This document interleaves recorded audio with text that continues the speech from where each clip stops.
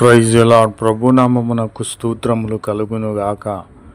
ఈరోజు పాఠ్యాంశము 1 యోహాను 3వ అధ్యాయము 5వ వచనములో నుండి ధ్యానించుకుందాము. పాపములను తీసివేయుటకై ఆయన ప్రత్యక్షమాయనని మీకు తెలియను. ఆయన యందు పాపమేమియూ లేదు. ప్రభునామమునకు స్తోత్రములు కలుగునుగాక. ప్రభు అయిన క్రీస్తు వారు పాపములను తీసివేయుటకై మనకు మనుష్య రూపునిగా వచ్చి ఉన్నాడు.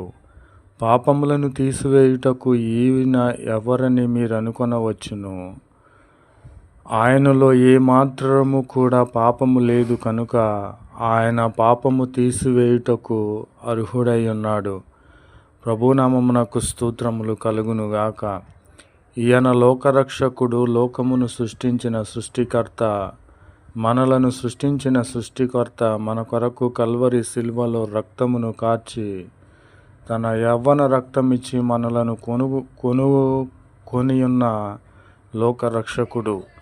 కాబట్టి పాపములను తీసివేయుటకై ఆయన మనుష్య రూపునిగా వచ్చి మన పాపములను తీసివేసెను. ఎందుకంటే ఆయనలో ఏ పాపము కూడా లేదు కనుక. కాబట్టి ఈ లోకంలో మీరు తర్కించండి, దేవుడు అనేవాడు ఉన్నారు అంటే ఆయన ప్రభు అయిన క్రీస్తు వారు మాత్రమే. నేనే దేవుడనని ప్రభు అయిన క్రీస్తు వారు సెలవిచ్చి ఉన్నారు. ఆయన చెప్పుట కాదు, మీరు తర్కించండి నిజమైన దేవుడు ఎవరు అని. ఆయనలో పాపము లేదు కనుక ఆయన పాపములను తీసివేయుటకు అర్హుడని నేను తెలియపరచుచున్నాను. ప్రభునామమునకు స్తోత్రములు కలుగునుగాక. ఆమెన్. కాబట్టి నా ప్రియమైన సహోదరి సహోదరులారా, అలాగునే యోహాను సువార్త 1వ అధ్యాయము 29వ వచనములో ధ్యానించుకున్నట్లయితే, ఇదిగో లోక పాపమును మోసుకొని పోవు దేవుని గొర్రెపిల్ల. దేవుని యొక్క గొర్రెపిల్లగా, లోక పాపమంతటిని మోసుకొని పోవు దేవుని గొర్రెపిల్లగా ఆయన ఉన్నాడు. మనము లోకములో జీవిస్తున్నాము. లోకము అనగా నీవు, నేను, మనందరము కూడా. మనము ఎన్నో మారులు వ్యభిచరించి ఉన్నాము. దేవునికి విరోధముగా పాపము చేసి ఉన్నాము. కాబట్టి మనము మరణించుట ఆయనకు ఇష్టం లేదు కనుక మనకు బదులుగా ఆయన మరణించి మన పాపములను ఆయనే మోసి మనకు విముక్తిని కలుగచేసి పాప క్షమాపణ నిమిత్తము మన కొరకు ఆయనే మరణించి మన పాపమంతటిని, లోక పాపమంతటిని మోసుకొని ఉన్న దేవుని గొర్రెపిల్లగా ఉన్నాడు. ప్రభునామమునకు స్తోత్రములు కలుగునుగాక. ఈయన ఎవరు? ఈయన మన పాపములను, లోకములో ఉన్నటువంటి పాపములను మోసికొనుటకు ఎలాంటి అర్హుడు, ఎలాంటి గనుడని నీవనుకొనవచ్చును. ఈయనే కల్వరి శిల్వలో తన యవ్వను రక్తమును కార్చకపోతే నీవు నేను బ్రతికి ఉండే వారము కాము. ఈయన మన కొరకు రక్తము కార్చి మన పాపములన్నిటినీ తానే మోసి భరించి మనలను బ్రతికించి ఉన్నాడు కనుక ఈయనే లోకరక్షకుడు. ఇదిగో లోక పాపమును మోసుకొని పోవు దేవుని గొర్రెపిల్లగా మనకు ప్రత్యక్షమాయెను. ప్రభునామమునకు స్తోత్రములు కలుగునుగాక. ఆమెన్.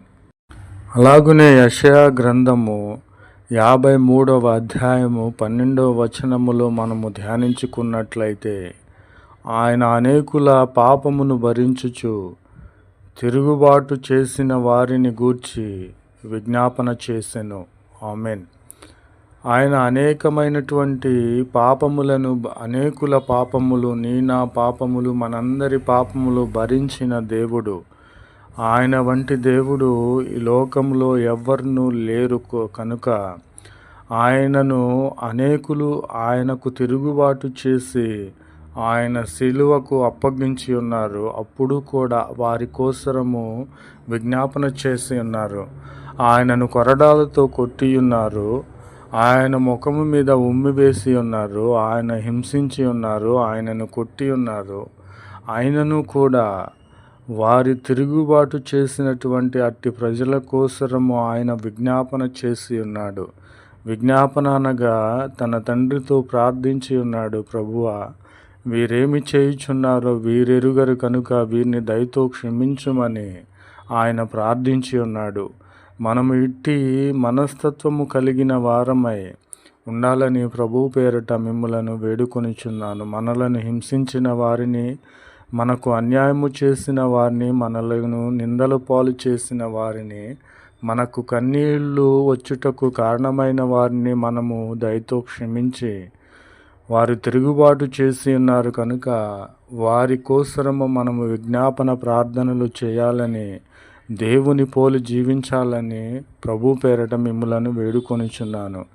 కాబట్టి ఈయన అనేకుల పాపమును భరించి కల్వరి సిలువలో తన రక్తమును కార్చి తిరుగుబాటు చేసినటువంటి తనను సిలువకు అప్పగించిన వారిని గూర్చి కూడా ఆయన విజ్ఞాపన చేసి ఉన్నాడు. ఇట్టి మనస్తత్వమును, ఇట్టి ప్రేమను, ఇట్టి జాలిని, ఇట్టి సంకల్పమునిచ్చి ఇట్టి జీవితమును కలిగి ఉండాలని ప్రభు పేరట మిమ్ములను వేడుకొనిచున్నాను. ప్రభునామమునకు స్తోత్రములు కలుగునుగాక. ఆమెన్.